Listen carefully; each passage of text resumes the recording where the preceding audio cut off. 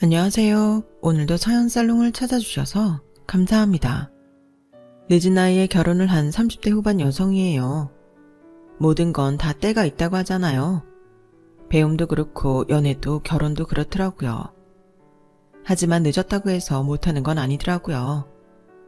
저는 집안 사정 때문에 대학도 늦게 들어갔고 결혼도 남들보다 늦었지만 살아가는 데는 큰 어려움은 없었어요. 오히려 어려움이 있었다면 그건 때가 아니라 출신 때문이었죠. 아직도 세상에는 반상의 차이만큼이나 엄청난 출신에 대한 차별이 존재하니까요. 저희 엄마는 제가 10살이 되던 해에 돌아가셨어요. 딱히 지병이 있으셨던 건 아니었어요. 회사에서 근무 중에 두통이 너무 심해서 근처 병원에 갔다가 몇 시간 뒤 세상을 떠나셨어요. 사인은 뇌출혈이라고 하더군요.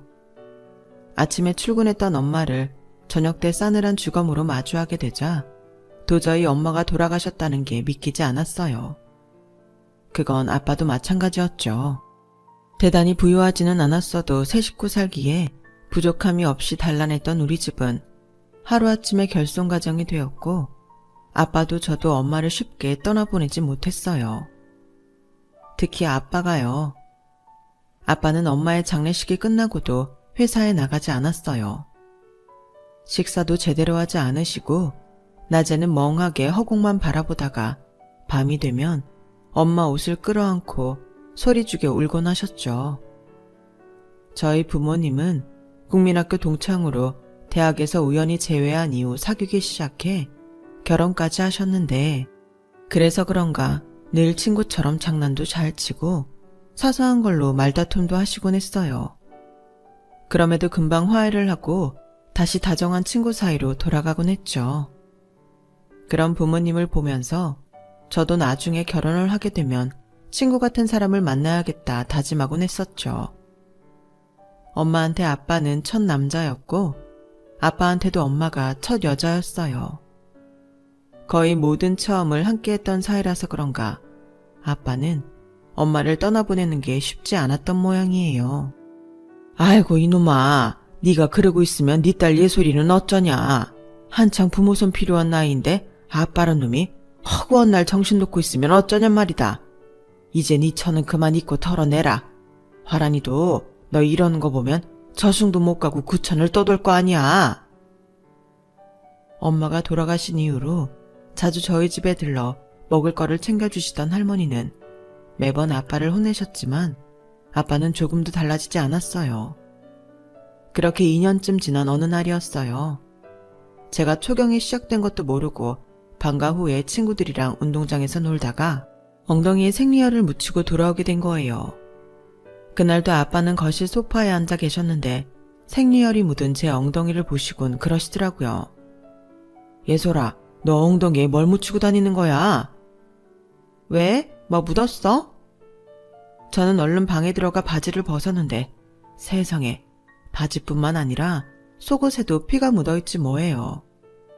보건 시간에 생리대에 대해 배우기는 했지만 막상 닥치고 보니 어리둥절했어요. 어떻게 수습해야 하나 당황스러웠어요. 게다가 집에는 생리대도 없어서 난감했죠. 그래서 방문 밖에 대고 아빠한테 말했어요. 아빠, 할머니한테 전화해서 좀 와달라고 해, 얼른. 왜, 무슨 일인데? 그냥 아빠한테 말해. 안 돼, 할머니한테 얘기해야 되는 거란 말이야. 할머니 친구분들이랑 여행 가셔서 내일 모레 나오셔. 그럼 나 어떡해? 저는 그 자리에 주저앉아 엉엉 울었어요. 당장 피 묻은 속옷도 빨아야 되고 생리대도 필요한데 할머니가 못 오신다니 하늘이 무너지는 것 같았거든요. 제 울음소리에 놀란 아빠는 꼭 걸어 잠근 방문고리를 돌리며 문 좀 열어보라고 하셨어요. 안 돼. 아빠는 몰라도 돼. 방문 열지 마. 열면 화낼 거야. 문고리를 손에 쥐고 고래고래 소리를 지르자 아빠도 더는 문을 열라고 재촉하지 않았어요. 그런데 잠시 뒤 현관문 여닫는 소리가 들리지 뭐예요. 엄마가 돌아가신 이후로 집 밖에 안 나가던 아빠였기에 혹시 할머니가 오신 게 아닌가 싶어 방문을 열었죠. 그런데 집 안에 아무도 없더라고요. 아빠가 밖에 나가신 거예요. 그리고 몇 분 뒤 아빠가 제 방문을 두드리셨어요. 예솔아, 아빠가 문 앞에 생리대 사놨어. 아빠는 안방에 들어가 있을 테니까 가지고 화장실 가. 저기, 쓰는 법은 알고 있니? 모르면 할머니한테 전화해. 아빠가 전화기 문 앞에 두고 갈게. 그럴 필요 없어. 학교에서 배웠어. 안방 문소리를 듣고 나서야 저는 방문을 열었어요. 방문 앞에 놓인 검은 봉지에는 생리대가 여러 개 들어있었어요. 다양한 사이즈와 날개형, 비날개형 등이요. 여성 생리용품에 대해 잘 모르는 아빠는 급한 마음에 여러 개를 사들고 온 모양이었어요. 엄마가 살아계셨다면 아빠가 제 생리대를 사러 슈퍼에 가는 일은 없었을 텐데 그런 생각을 하니 서글프더라고요. 그런데 그날 이후 저희 집에는 엄청난 변화가 생겼지 뭐예요. 아빠가 다시 일자리를 알아보기 시작한 거예요. 그리고 얼마 뒤 예전의 아빠 모습 그대로 정장 차림으로 아침에 출근을 하기 시작했어요. 할머니가 그러시는데 아빠가 변한 건 저 때문이었대요. 아내 일은 슬픔에 빠져있는 동안 자식이 자라는 걸 잊고 있었는데 어느덧 자라서 생리대를 시작한 딸을 보니 덜컥 겁이 났다나요. 앞으로 중고등학교도 가고 대학도 가야 하고 취직도 하고 결혼도 해야 하는데 언제까지고 슬픔에 빠져 살 수 없다고 생각하신 거죠. 어쨌든 산 사람은 살게 돼 있다는 말이 맞는 것 같네요. 제가 고등학교에 들어가고부터는 어느 정도 살림에 익숙해져서 더는 할머니가 찾아오지 않으셔도 됐어요. 대신 가끔 찾아오셔선 아빠의 재혼을 닥달하셨죠. 어머니, 저 재혼 안 해요. 예솔이랑 둘이 사는 게 편하다고요. 이놈아, 예솔이가 평생 너랑 산다니? 쟤도 곧 있으면 지짝 만나 결혼할 거 아니야. 네가 혼자 이러고 있으면 예솔이가 맘 편히 결혼이나 하겠니? 너 위해 하는 소리 아니다. 다 네 자식 위해 하는 말이니까 무조건 싫다는 소리만 말고 일단 한번 만나봐. 할머니에 이어 고모들까지 줄기차게 손자리를 들이밀었지만 아빠는 꿈쩍도 하지 않았어요. 사실 말은 안 했지만 저도 아빠가 재혼하지 않길 바랬던 것 같아요. 아빠마저 누군가에게 뺏긴다면 그땐 정말 버티기 힘들 것 같았거든요. 그래서 할머니랑 고모들이 저희 집에 오는 게 내심 불편했어요. 아빠, 솔직히 말해봐. 정말 재혼할 생각 없어? 할머니 말대로 나 결혼하면 아빠 혼자 살아야 되잖아. 그때 가서 후회하지 않겠냐고. 아빠한테 여자는 네 엄마 한 사람이면 돼.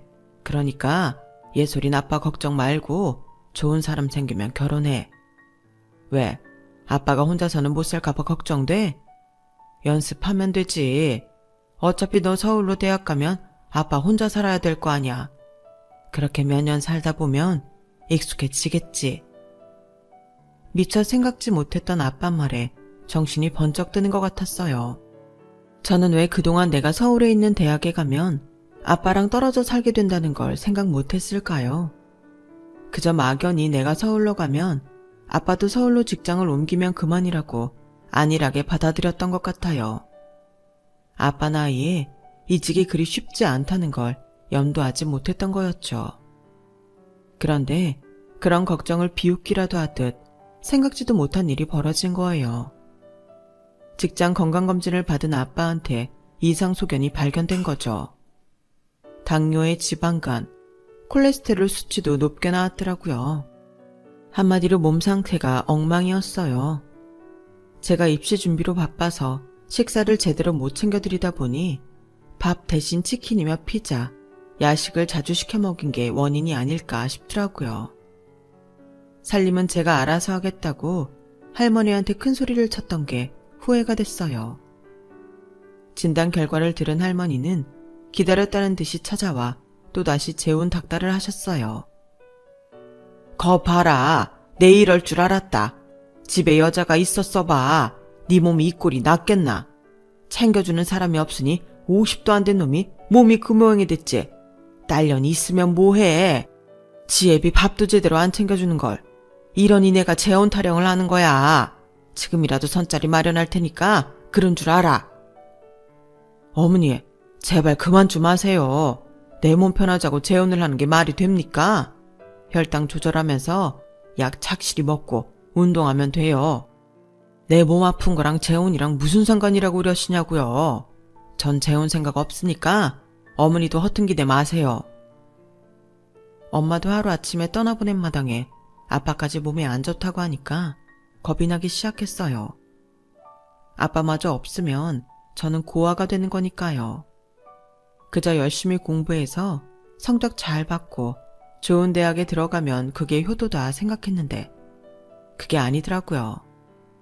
당시에는 아빠 곁을 지키는 게 최선일 거라 생각했는데 가장 중요한 아빠의 건강을 놓치고 있었던 거예요. 대입 수시 일정이 발표되고 본격적으로 입시 준비에 돌입하게 된 시점이라 고민이 되더라고요. 제 욕심을 위해 서울에 있는 대학에 진학하느냐, 아니면 아빠 직장과 본가가 있는 이 지역 대학에 가느냐, 갈등이 됐어요.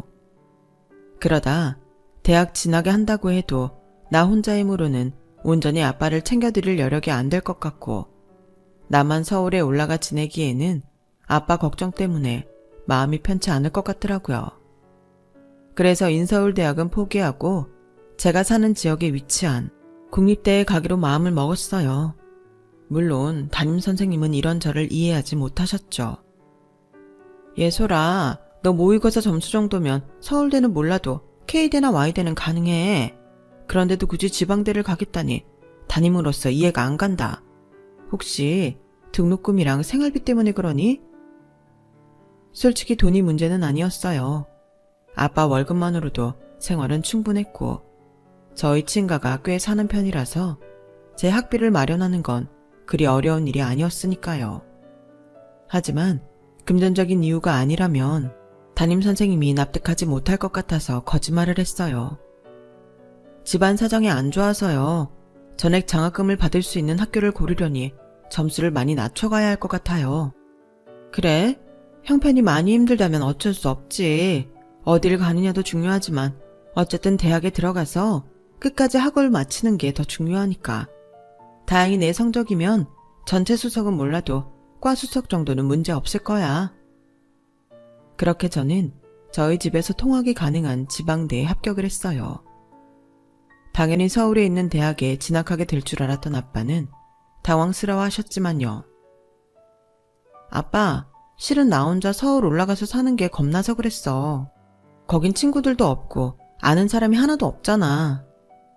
아니, 그래도 이 녀석아, 네 미래가 달린 일이야. 물론 니네 학교가 안 좋다는 건 아니지만 성적도 되는 애가 굳이 지방에서 학교 다닐 필요는 없다는 거지. 너 혹시 아빠가 걱정돼서 그런 거야?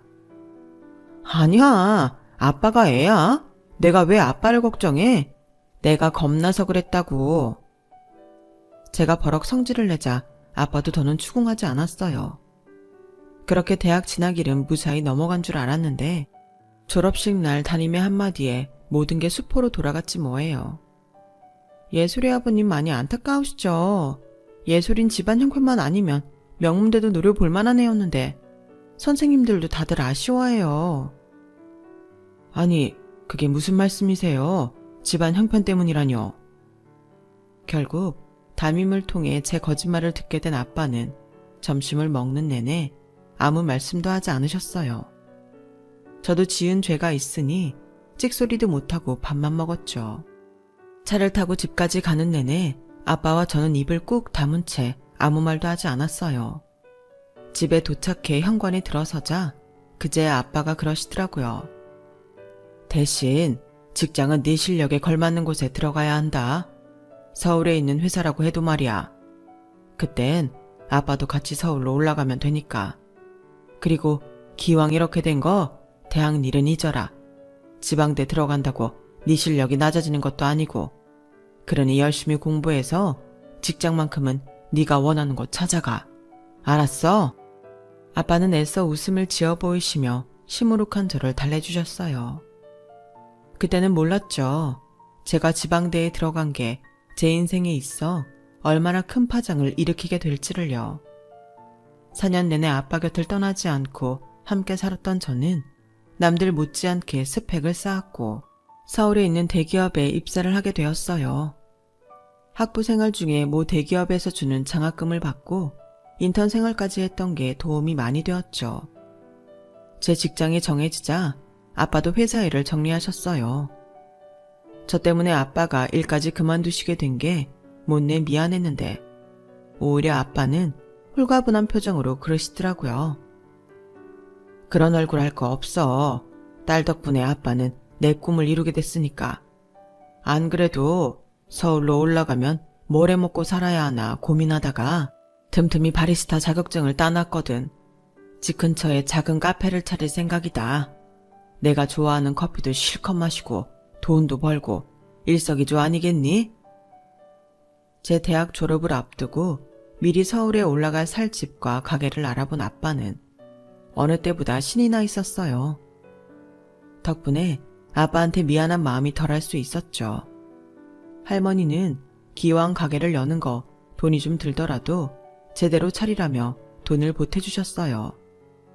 어차피 나중에 유산으로 물려줄 거 미리 주는 셈 치라고 하시면서요. 할머니의 원조 덕분에 2층짜리 집을 구입할 수 있었고 1층엔 카페를, 2층엔 아빠랑 제가 살 집을 꾸몄어요. 아침에 출근 준비를 하다 보면 1층에서 고소한 커피향이 풍겨왔어요. 서울 집값이 워낙 비싼 탓에 도로변이 아닌 주택가 안쪽에 자리를 잡았는데 그것도 나름 나쁘지 않더라고요. 예전과 달리 골목 안에 위치한 가게나 카페를 찾는 사람들이 많아져서 오히려 좋은 선택이 되었죠. 처음엔 소음을 우려해 곱지 않은 시선을 보내는 사람들도 있었지만 시간이 지나자 어두운 골목에 환하게 불이 켜진 카페가 생기니 밤길이 무섭지 않아 좋다는 의견이 지배적이었어요. 낮에는 동네 사람들 사랑방 역할도 하고 주말에는 데이트를 즐기는 젊은 친구들이 찾아오곤 했죠. 저도 쉬는 날엔 종종 내려와 가게 일을 돕곤 했어요. 손님이 없을 땐 아빠가 내려주신 커피를 마시며 휴식을 취하기도 했고요. 솔직히 그땐 평생 이렇게 아빠랑 둘이 살아도 좋겠다는 생각이 들었어요. 하지만 사람 마음이 간사해서 연애를 시작하게 되니 그런 마음은 순식간에 사라지고 말더라고요. 24세 입사를 해서 미친 듯이 일에 빠져 살다 보니 어느덧 30이 훌쩍 넘기게 되었고 주말이 되면 지인들 결혼식과 돌잔치에 참석하느라 바쁜 나날이 지속됐어요. 다들 시집 장가를 가고 자식들을 낳고 가정을 꾸리며 사는 동안 연애와 담쌓고 살다 보니 주변에 결혼 안 한 건 저와 회사 동기 딸랑 둘뿐이었어요. 그나마 동기마저 얼마 뒤 결혼을 하게 되어서 미호는 저만 남게 되었죠. 그러자 코너에 몰린 기분이 들기 시작했어요. 어쩌면 그래서 남편한테 쉽게 마음을 열었는지도 모르겠네요.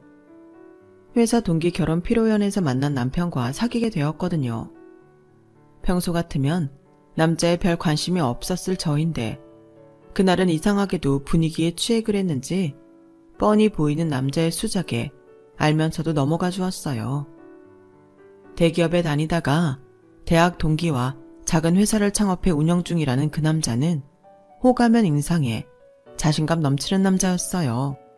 5년 이상 회사 생활을 한 사람들은 대개 자신감이 하락하기 마련인데 진환 씨는 신기하네요. 비결을 알려드릴까요? 제 자랑 같지만 지금까지 단 한 번도 실패를 한 적이 없어요. 그래서 그런가? 아니면 아직 세상 무서운 맛을 못 봐서 그런가 겁이 안 나네요. 그게 제 자신감의 비결인 것 같아요. 저와는 정반대의 사람이었어요. 저는 엄마가 돌아가신 이후부터 늘 어딘가 모르게 주눅이 들어 살았거든요. 학창시절에 공부도 잘했고 집안 형편도 부족함이 없었는데도 늘 허기진 사람처럼 허리를 펴지 못하고 구부정하게 걷는 기분이었어요. 거기다 지방대 출신이라는 이유로 회사에서 무시를 당하고부터는 더더욱 그렇게 돼버렸죠. 내가 비록 지방대 출신이긴 하지만 내신이랑 수능 성적은 니들보다 더 좋았거든? 명문대 학연에 밀려 주요 프로젝트에서 제외됐을 때는 목구멍까지 이 말이 차올랐던 게 한두 번이 아니었어요. 어린 마음에 내렸던 결정 하나가 내 발목을 잡게 될 줄 알았다면 상황이 어떻게 되든 서울에 있는 명문대에 원서라도 넣어보는 건데 하는 후회도 들었죠. 하지만 어쩌겠어요. 이미 선택할 수 있는 시간은 지나버렸는걸요. 이제는 내가 내린 결정에 책임을 질 시간이니까요. 반면에 남편은 학벌마저도 완벽했어요. 네? 가족들이 전부 서울대 출신이라고요? 어머님, 아버님도요? 네, 작은 아버지랑 외삼촌, 이모, 고모들까지 다요. 아, 그래서 내가 고3 때 얼마나 스트레스를 받았나 몰라요. 서울대 떨어지면 집에서 완전 바보 취급 받을 판이었으니까요. 저희 매형이 K대 출신인데 매번 가족 모임 때마다 저희 아버지가 얼마나 면박을 주시나 몰라요. 툭하면 넌 아남골에나 가서 놀아라 이러신다니까요. 그럼 진한 씨는 필히 서울대 출신 여자랑 결혼해야겠네요. 에이, 그건 아니죠. 저희 부모님이 며느리한테까지 학벌을 강요하는 분들은 아니니까요. 아, 그런데 예솔 씨는 수능 성적도 꽤 좋았다던데 왜 지방대를 다녔어요? 그 외에 그 성적이면 Y대나 K대 정도도 가능했을 텐데. 대학 얘기를 하다 보니 부수적인 설명이 필요해서 저희 집 얘기를 꺼내게 되었어요. 그때까지만 해도 딱히 이 사람이랑 결혼을 해야겠다는 마음까지는 없었지만 그렇다고 말 못할 비밀도 아니었으니까요. 고3 시절 집에서 학벌 때문에 스트레스를 많이 받아서 그런가 남편은 가족들과는 달리 학벌에 연연하지 않는 사람이었어요. 일종의 가진 자의 여유라고 해도 틀리진 않을 것 같지만요. 오히려 지방대 출신임에도 회사에서 능력을 인정받고 남들보다 빠른 승진을 거듭한 저는 인정해주는 사람이었죠. 그래서 결혼 얘기가 나왔을 때도 딱히 반감은 안 생겼던 것 같아요. 적어도 남편한테는요. 2년 가까이 연애를 하고 처음 시댁에 인사를 드리러 갔던 날, 남편을 통해 누누이 들어왔던 시댁 식구들의 학벌 때문에 살짝 주눅이 들어 있었어요. 하지만 막상 가보니 편견 없이 저를 맞아주더라고요. 그때는 몰랐죠. 이게 다 사회적 가면이라는 사실을요.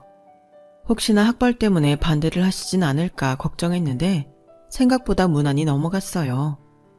간단한 가족 관계랑 사는 곳 정도 물으시곤 식은 언제 올리면 좋을지 의향을 묻는 정도였죠. 인사를 마치고 아빠 카페로 갔더니 저를 보자마자 긴장된 표정으로 어땠냐고 물으시더라고요.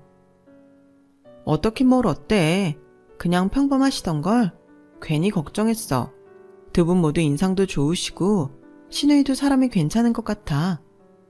대학 강사라고 해서 좀 권위적이지 않을까 했는데 싹싹 하더라고. 아유, 다행이다. 내가 처가에 처음 가던 날보다 긴장이 되더라고. 하루 종일 일이 손에 안 잡혀서 실수도 몇 번이나 했는지 몰라. 딸이 하나였길래 망정이지 둘이었으면 아빠 심장 터져 죽었을 거다. 에이, 5번은? 내가 뭐 못 갈 때 같나. 그리고 아빠 딸 그렇게 못나지 않았어요. 나 놓쳐봐. 그쪽이 후회하지. 안 그래? 그래, 맞다. 이때까지만 해도 앞으로 어떤 일이 벌어질지 몰랐던 저는 결혼에 대한 청사진만 펼치고 있었어요. 그러다 냉혹한 현실을 만났을 때는 이미 발을 뺄 수도 없는 상황이었죠. 바로 결혼식 당일이 되어서야 시댁 식구들의 본 모습을 보게 되었으니까요. 신부 대기실에 앉아있는데 시댁 식구들이 새 신부 얼굴 보러 왔더라고요. 시부모님만 뵙고 이모님 가족들과 고모님 가족들을 본 적이 없어서 처음 인사드리는 자리였죠. 그런데 제 앞에서 웃는 모습을 하던 분들이 신부 대기실을 나갈 때 하나같이 그러시는 거예요. 엄마, 진원 오빠 부인 지잡대라며? 대박. 그 학벌로 어떻게 버티려고 진원 오빠랑 결혼을 한대? 인서울도 아니고 지잡대라니 어이가 없네. 그러니까 너도 정신 바짝 차리고 공부해. 진원이 처처럼 안 되려면. 세상에, 얼마나 공부를 못했으면 일반 대학도 아니고 지방대를 나와. 우리 집안의 수치다, 수치. 언니는 어쩌자고 이런 결혼을 허락한 건지. 저는 그날 시댁에 인사드리러 갔을 때도 들어보지 못한 그놈의 학벌 타령을 식이 끝나고 웨딩카에 오를 때까지 주구장창 들어야 했어요. 친인척들이 저를 보며 묘한 미소를 지을 때마다 마치 속으로 제 흉을 보는 것 같아서 괜히 얼굴이 화끈거렸죠. 남편은 신경 쓰지 말라고 했지만 신경이 쓰이는 걸 어쩌겠어요. 마치 대학 하나로 지금까지 살아온 제 인생을 송두리째 부정당하는 기분이었는걸요. 그런데 이건 서막에 불과했어요. 신혼여행에서 돌아와 본격적으로 신혼생활을 시작하자 시댁 식구들과 마주치는 적마다 제 학벌 얘기가 끊이지 않고 나왔거든요. 어머님, 다음 달에 조부님 제사가 있다고 하셨죠? 정확히 날짜가 어떻게 되나요? 회사에 월차를 내야 할 것 같아서요. 그럴 거 없다. 넌 그날 안 와도 돼. 진환이만 퇴근길에 들리라고 할 테니까. 네? 그래도 시집 오고 첫 제사인데 어떻게 빠져요? 어머님 혼자 음식 준비하시기 힘들 텐데요. 글쎄 올 필요 없다니까. 얘는 지방대 출신 아니랄까봐 머리가 안 좋아서 그런가? 왜 같은 말을 두 번씩 하게 만들어? 사람 피곤하게. 사실 제3의 명절은 귀여운 여성들의 스트레스 주범이잖아요. 그런 날 오지 말라고 하시니까 기뻐해야 하지만 그래도 이건 아니다 싶었어요. 딱히 저를 걱정해서 오지 말라고 하시는 건 아니었으니까요. 그래서 남편한테 제사 문제를 얘기했더니 그러는 거예요. 아, 엄마 또 그러신다. 실은 우리 매형도 결혼하고 3년 동안 우리 집 행사 때 못 오게 했었어. 집안 식구들한테 보이기 창피하다고. 그 일로 누나가 울고불고 난리쳐서 그 뒤로는 안 그러셨는데 이번엔 자기한테 그러실 모양이네. 어떻게 할까? 나도 한바탕 난리 쳐줘. 아니면 이참에 그냥 명절이랑 제사에서 해방될래? 자기가 원하는 대로 해줄게. 뭐? 자기 지금 그걸 말이라고 해? 왜? 다른 집 여자들은 명절이랑 제사 때문에 엄청 스트레스 받는다던데 당신도 그럴 거 아니야.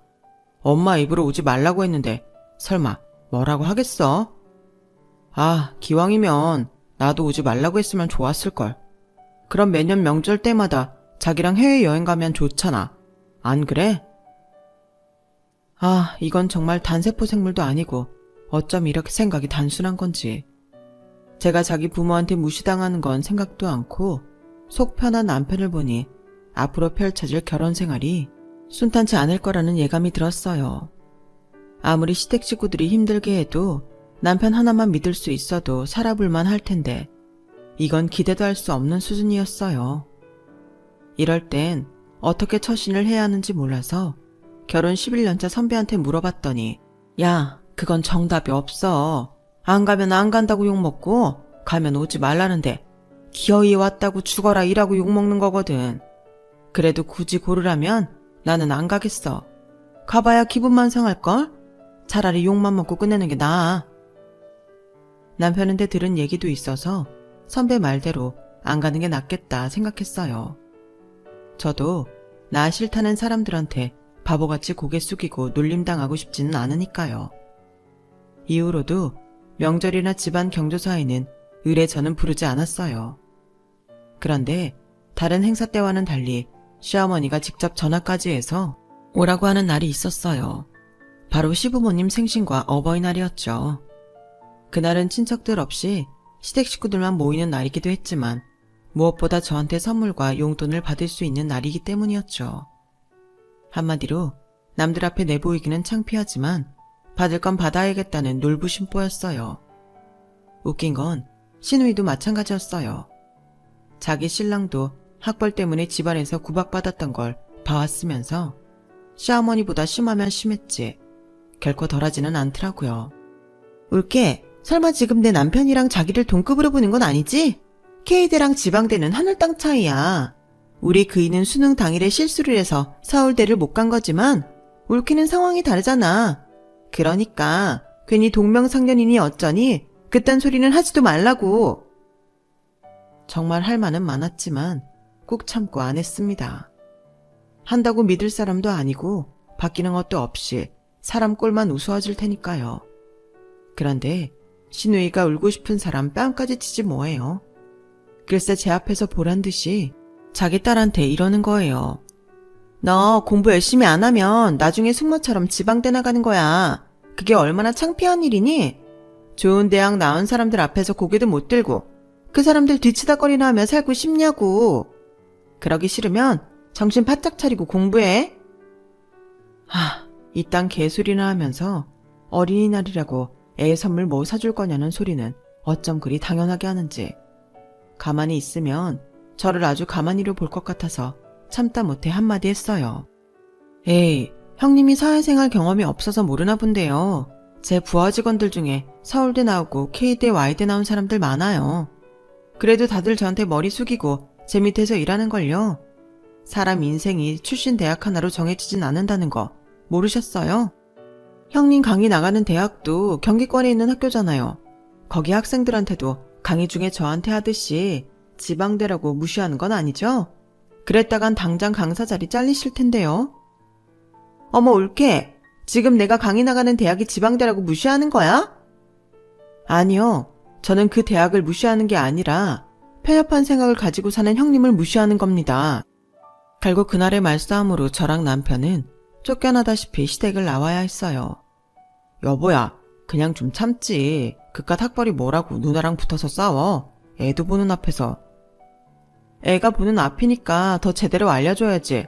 툭하면 지방대라고 무시하는데 그렇게 잘난 사람이 자기는 왜 지방대 강의를 나가? 그것도 정교수대 아니고 시간 강사를. 자기 누나 논리대로라면 대한민국에서 높고 좋은 직업은 다 서울대 출신들만 가져야 하는 거 아니냐고. 근데 실상은 아니잖아. 능력이 먼저지 대학이 먼저야? 웃겨 정말. 그날 싸움으로 신우이는 저를 볼 때마다 눈을 내리깔고는 투명인간 취급을 하기 시작했어요.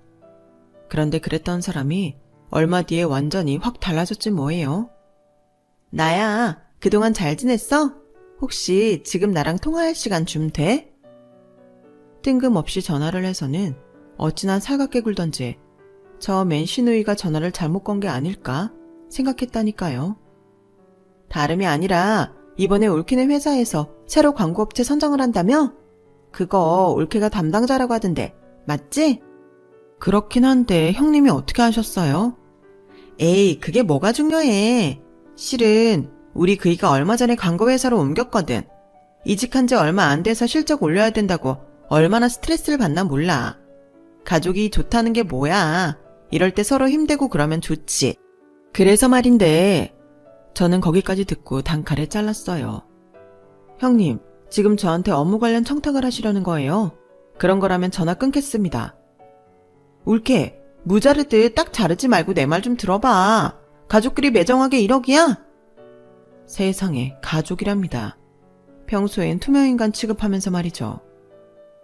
저랑 형님이 가족이긴 했어요. 글쎄요, 저는 한 번도 그런 대접을 받아보지 못해서 몰랐네요. 가족 행사 때도 저는 늘 열애였잖아요. 그런데 저도 가족이라고 할 수 있을까요? 그러니 다시는 이런 전화하지 말아주세요. 그럼 더 할 말 없으니까 전화 끊습니다. 저는 서둘러 전화를 끊었어요. 콧대 높게 굴던 신우이도 남편 일에는 자존심도 접는구나 생각했죠. 그런데 그날 저녁 퇴근해보니 글쎄 집에 신우이랑 시어머니가 와있지 뭐예요. 저보다 일찍 퇴근한 남편이 문을 열어줬던 모양이에요. 생전 한번 찾아오지 않던 모녀가 거실 소파에 떡하니 앉아있는데 보는 순간 숨이 턱 막히더라고요. 두 분 여긴 어쩐 일이세요? 오늘 무슨 날인가요? 혹시 저 모르는 집안 행사라도 있었던 거예요? 옳기도 참. 우리 사이에 꼭 일이 있어야 찾아오나. 지나가다 겸사겸사 들렀어. 몰랐는데 우리 집이 근처더라고. 버스로 2정류장밖에 안 돼. 그걸 왜 이제 알았나 몰라. 한강다리 건너서 2정류장 차이면 근처라고 할 수는 없죠. 혹시 아까 낮에 일로 오신 거라면 저는 더 할 말 없습니다. 돌아가 주세요. 말이 나오기도 전에 단칼에 자르자 신우이는 인상을 팍 쓰다가 이내 가식적인 미소를 지었어요. 오늘 보니 올케 성격이 참 대쪽 같네. 그래, 그 점 높이 살게. 그래도 팔은 안으로 굽는다는 말도 있잖아. 윗사람이 이렇게 고개 숙이고 들어오면 모른 척 받아주는 맛도 있어야지. 안 그래? 그런 게 다 사람 사는 이치고 요령이야. 그래 아가, 네 시누이 말이 맞다. 사람이 높은 자리에 있을 때 가족들 사정도 봐주고 그러는 거 아니겠니? 그래야 네가 도움 필요할 때 우리가 도와주고 그러지. 세상 사는 게 다 그런 거다. 도와요? 퍽이나 자기들이 저를 돕겠네요. 멀쩡한 사람 바보 취급하고 무시하더니 제 도움 필요하니까 이제야 사람 취급하는 거 뻔히 아는데 말이에요. 남편은 뭐가 좋은지 식탁에 기대서는 흥미진진하게 이쪽 사정을 살폈어요. 그런 방관적인 태도에 더 화가 나서 제 목소리가 한껏 올라가게 되었죠. 두 분 정말 이상하시네요. 언제 저를 가족 취급했다고 집에까지 찾아와서 이러시는지 모르겠어요. 지방대 출신이라고 무식하다 멍청하다는 소리만 들었지. 오늘처럼 치켜 세워주시는 건 처음이라서 온몸에 두드러기가 날 지경이네요. 그러니까 그냥 하던 대로 하세요. 이제 와서 되도 않는 가족 들먹이며 사람 이용할 생각 마시고요. 그런다고 제 학벌이 어머님 구미에 맞는 대학으로 바뀌는 건 아니잖아요? 그리고 형님, 지방대 출신인 제가 동기들보다 승진이 빨랐던 이유가 뭔 줄 아세요? 혈연, 지연, 학벌 같은 거에 연연하지 않고 능력 위주로 업무 처리를 했기 때문이에요. 제가 시집 와서 시댁 식구들한테 당해보니 알겠더라고요. 그놈의 학벌 차별이 사람 잡는 거였구나 하고 말이에요. 그러니 저 같은 사람한테는 이런 청탁이 씨도 안 먹힐 거라는 거예요. 괜한 일에 힘 빼지 마시고 돌아가세요. 우리 그냥 살던 대로 살아요. 가족이니 뭐니 당신들 편할 때만 써먹는 친분 집어치우시라고요. 아셨어요? 한 번만 더 업무 관련 일로 저 찾아오시면 그땐 그 회사는 이번 업체 선정에서 제외시킬 겁니다. 날 가족으로 보지도 않는 사람들 때문에 내 손에 똥 묻히기는 싫거든요. 제 뜻 들으셨으면 돌아가세요. 청탁 얘기는 씨도 안 먹힐 것 같자 그제야 신우이가 인상을 팍 쓰며 본색을 드러내더라고요. 그래, 나도 더럽고 치사해서 더는 부탁 안 해. 옳게. 근데 이거 하나는 똑똑히 알아둬. 내가 고개 숙이니까 옳게가 대단해서 그러는 줄 아는 모양인데 천만에. 회사 등이 없고 꼴값 떠는 모양인데 어지간히 해. 언제 쫓겨날지 모르는 하루살이 주제.